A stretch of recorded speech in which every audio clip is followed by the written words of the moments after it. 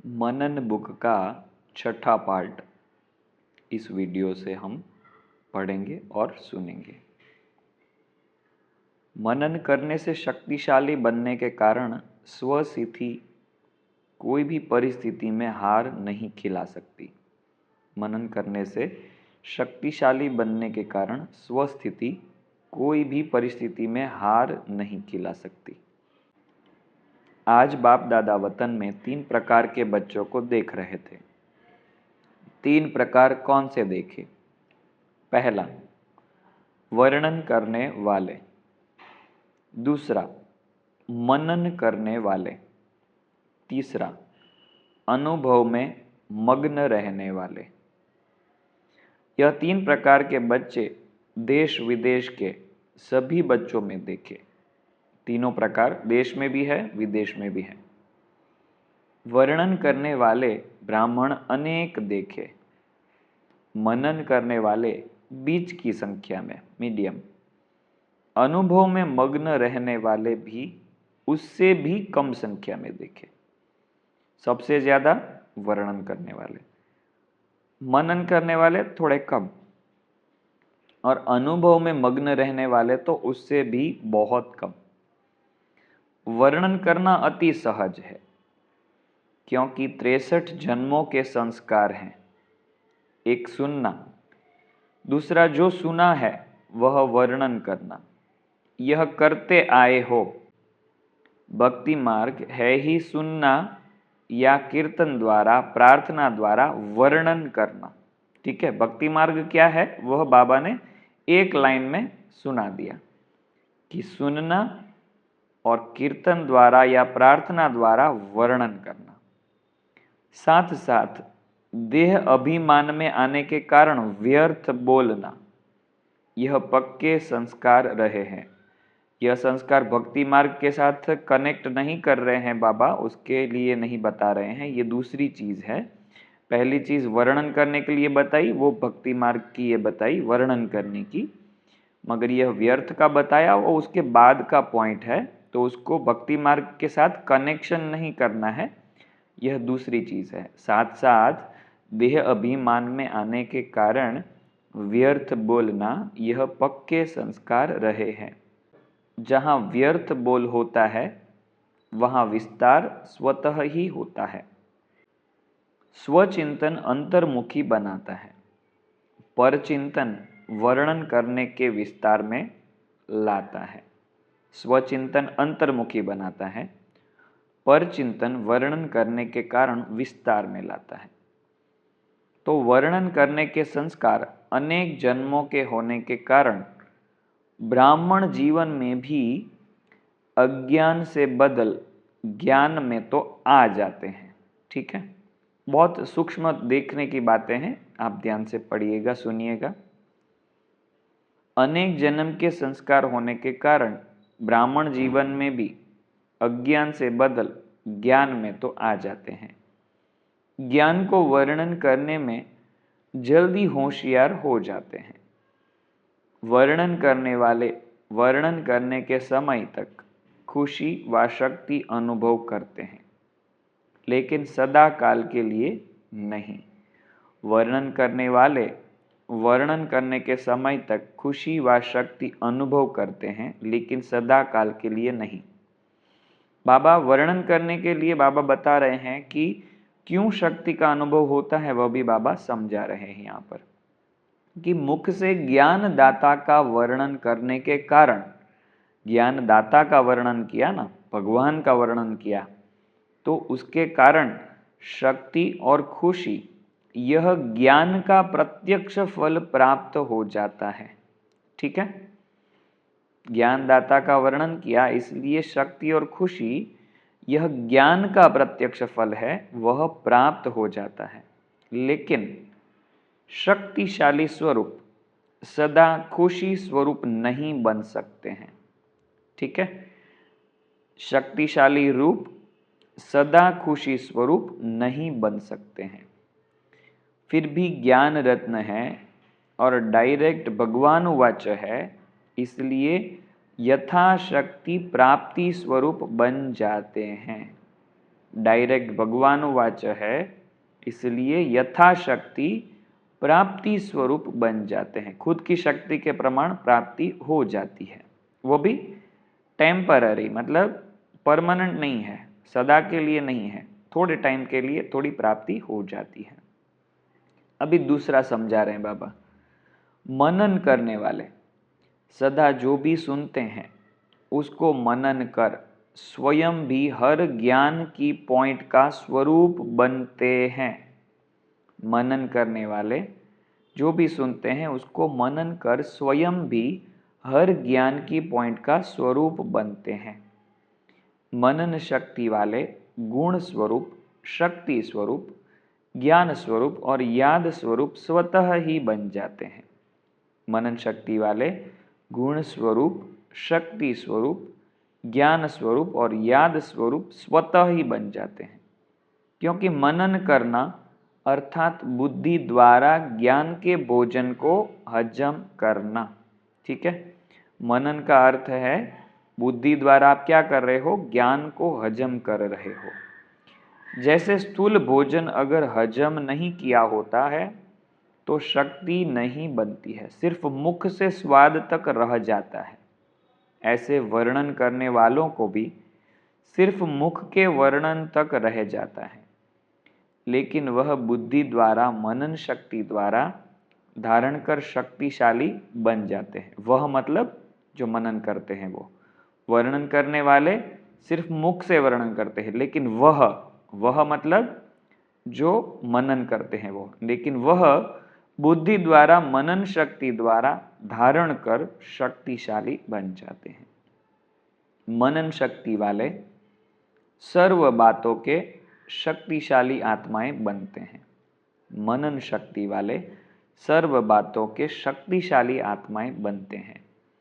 मनन करने वाले सदा स्वचिंतन में बिजी रहने के कारण माया के अनेक विघ्नों से सहज मुक्त हो जाते हैं। मनन की कितनी बड़ी पावर है वह यहाँ पर बहुत साधारण रीति से बाबा ने समझा दिया। उसका एकदम सिंपल कारण बता दिया कि मनन शक्ति वाले सर्व बातों के शक्तिशाली आत्माएं बनते हैं और मनन करने वाले सदा स्वचिंतन में बिजी रहते हैं, खुद के चिंतन में बिजी रहते हैं, ज्ञान के चिंतन में बिजी रहते हैं। बहुत सारी चीज़ है जो मनन के लिए बाबा आगे भी समझाएंगे कि मनन क्या है, मनन कैसे करते हैं, किन किन बातों का मनन करना है, वो सब बाबा बताएंगे।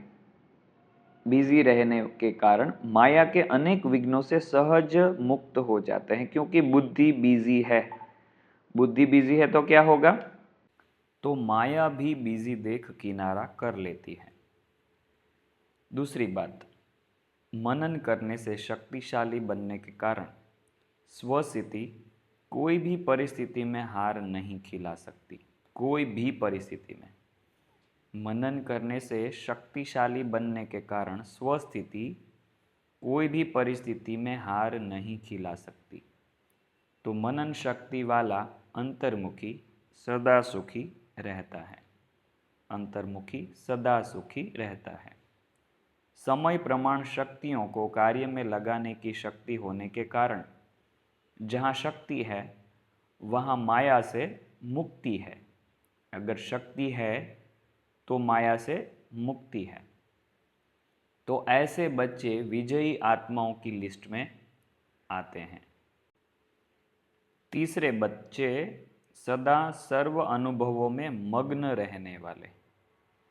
मनन करना यह सेकंड स्टेज है, लेकिन मनन करते हुए मग्न रहना यह फर्स्ट स्टेज है। मनन करना यह सेकंड स्टेज है, लेकिन मनन करते हुए मग्न रहना यह फर्स्ट स्टेज है। मग्न रहने वाले स्वतः ही निर्विघ्न हो रहते ही है। मग्न रहने वाले स्वतः ही निर्विघ्न तो रहते ही हैं, लेकिन आगे का स्टेप बहुत इम्पॉर्टेंट है और ध्यान देने लायक है कि मगन वाले खुद तो निर्विघ्न रहते हैं, मगर उससे भी ऊंची विघ्न विनाशक स्थिति। तो दोनों में क्या फर्क है, पहले खुद निर्विघ्न और विघ्न विनाशक उसका अर्थ है अर्थात स्वयं निर्विघ्न बन, औरों के भी विघ्न विनाशक बन सहयोगी बनते हैं। खुद के तो विघ्न विनाश करते ही हैं, मगर जो विघ्न विनाशक स्थिति कहते हैं, गणेश जी को विघ्न विनाशक कहते हैं, तो वो किसका यादगार है? जो पावरफुल ब्राह्मण आत्माएं हैं उनका यादगार है कि खुद तो निर्विघ्न रहते हैं और दूसरों को भी विघ्नों को विनाश करते हैं और सहयोगी बनते हैं। अनुभव सबसे बड़े ते बड़ी अथॉरिटी है। अनुभव की अथॉरिटी से बाप समान मास्टर ऑलमाइटी अथॉरिटी की स्थिति का अनुभव करते हैं। ये तीसरी बात आई यहाँ पर, ऑलमाइटी अथॉरिटी स्थिति का अनुभव करते हैं, मास्टर ऑलमाइटी स्थिति का। मग्न अवस्था वालों की यह सब बात चल रही है। मग्न अवस्था वाले अपने अनुभव के आधार से औरों को निर्विघ्न बनाने के एग्जाम्पल बनते हैं, उदाहरण बनते हैं। औरों को निर्विघ्न बनाने के उदाहरण एग्जाम्पल बनते हैं, क्योंकि कमजोर आत्माएं उन्हों के अनुभव को देख स्वयं भी हिम्मत रखती है, उत्साह में आती है। ठीक है, जो ऐसी आत्माएं हैं जो मगन में रहती है, उनके अनुभव को देख खुद भी हिम्मत में आती है और उत्साह में भी आती है। हम भी ऐसे बन सकते हैं। ठीक है, उनको देखकर उनके अनुभव से क्या सोचती है कि हम भी ऐसे बन सकते हैं। मग्न रहने वाली आत्माएं बाप समान होने के कारण, मग्न रहने वाली आत्माएं बाप समान होने के कारण स्वतः ही बेहद के वैराग्य वृत्ति वाली होगी। यहाँ बहुत सारी बातें आ रही है, आगे 13 नंबर तक 14 नंबर तक यह बातें चलेगी। तो एक एक बात नोट करिएगा कि मग्न रहने का महत्व क्या है। मग्न रहने वाले बेहद की वैराग्य वृत्ति वाले स्वतः ही होंगे, ऐसा नहीं है कि मेहनत करनी पड़ेगी। बेहद की वैराग्य वृत्ति वाले, फिर बेहद के सेवाधारी, बेहद के प्राप्ति के नशे में रहने वाले, बेहद के प्राप्ति के नशे में रहने वाले सहज बन जाते हैं। मग्न रहने वाली आत्माएं सदा कर्मातीत अर्थात कर्म बंधन से न्यारी। ठीक है, मग्न रहने वाले सदा कर्मातीत अर्थात कर्म बंधन से न्यारी और सदा बाप की प्यारी है। सदा कर्मातीत अर्थात कर्म बंधन से न्यारी और सदा बाप की प्यारी।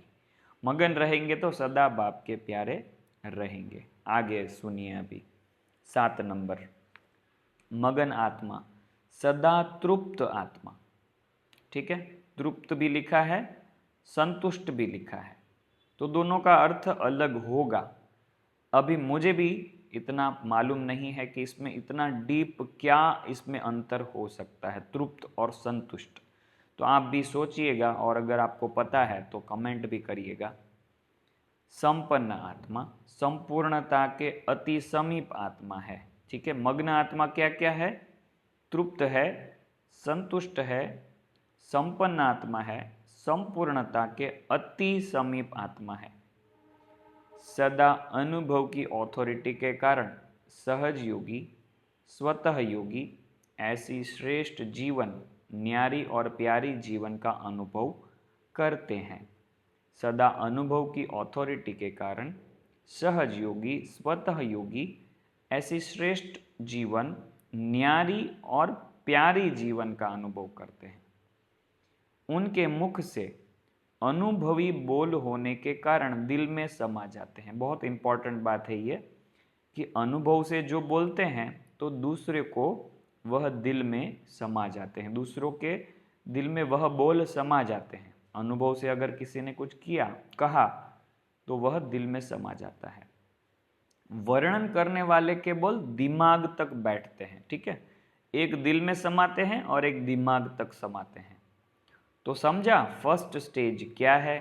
तो बाबा ने मग्न रहने वालों को फर्स्ट स्टेज वाला कहा है। मनन करने वाले भी विजयी हैं, लेकिन सहज और सदा में अंतर है। सहज और सदा में अंतर है।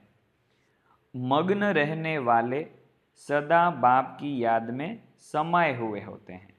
मग्न रहने वाले सदा बाप की याद में समाये हुए होते हैं। तो अनुभव को बढ़ाओ, लेकिन पहले वर्णन से मनन में आओ। पहले क्या बोला था बाबा ने? वर्णन। फिर दूसरा बोला था मनन, और तीसरा बोला था मगन अवस्था। तो बाबा ने बोला पहले वर्णन से मनन में तो आओ। मनन शक्ति मगन स्थिति को सहज प्राप्त करा लेती है। ठीक है, मनन शक्ति मग्न शक्ति को सहज प्राप्त करा लेती है। मनन करते करते अनुभव स्वतः ही बढ़ता जाएगा। मनन करते करते अनुभव स्वतः ही बढ़ता जाएगा। मनन करने का अभ्यास अति आवश्यक है। बाबा इसको कहते हैं अति आवश्यक। मतलब आप समझ लो कि ये कितना आवश्यक हो सकता है। ठीक है, मनन करने का अभ्यास अति आवश्यक है, इसलिए मनन शक्ति को बढ़ाओ। सुनना और सुनाना तो अति सहज है। मनन शक्ति वाले, मगन रहने वाले, सदा पूज्य, वर्णन करने वाले सिर्फ गायन योग्य होते हैं। ठीक है, मनन शक्ति वाले, मगन रहने वाले, सदा पूज्य और वर्णन करने वाले सिर्फ गायन योग्य हैं। तो सदा अपने को गायन पूजन योग्य बनाओ। समझा? 23-12-87 की बहुत महत्वपूर्ण मुरली है। इसके आगे के जो महावाक्य हैं वह हम अगले पार्ट में लेंगे। इसकी मुरली कौन सी है वह हम बता देते हैं, ताकि अगर आपको कहीं से मिल रही है तो वह मुरली ज़रूर आप पढ़िएगा। 10 जनवरी 1988। और ये नेक्स्ट पार्ट में हमारा जो यह बुक है वह पूरा हो जाएगा। सिर्फ 27 पेज का बुक है। अगर आप पार्क विंग की ऑफिस पहचानते हो मधुवन में, शांतिवन में, वहाँ से आपको यह किताब मिल जाएगी। 15-20 रुपये की या 25 रुपये की होगी ज़्यादा से ज़्यादा, मगर बहुत डीप है यह बुक। इसलिए हम इसका फर्स्ट पार्ट करने के बाद हम रुके नहीं, इसको हमने 6 पार्ट तक कंटिन्यू किया है और 7वां पार्ट भी हम ज़रूर लाएंगे, क्योंकि यह बुक बहुत बहुत ज़रूरी है। तो आपको अगर यह बुक अच्छी लग रही है तो कमेंट भी ज़रूर करिए, लाइक भी ज़रूर करिए, दूसरों को शेयर भी ज़रूर करिए। ओम शांति। अगले पार्ट में हम इसका लास्ट पार्ट लेंगे, जो हम यहाँ पर आपको बता देते हैं। मनन करना अर्थात जीवन में समाना, धारण करना। मनन न करना अर्थात सिर्फ बुद्धि तक धारण करना। यह बहुत इम्पॉर्टेंट पार्ट है, तो आगे का पार्ट ज़रूर सुनिएगा, क्योंकि ये मैंने पढ़ा है, बहुत अच्छा है और बहुत अच्छी अच्छी बातें बाबा ने समझाई है मनन के बारे में। तो आप ज़रूर अगला पार्ट भी सुनिएगा। ओम शांति।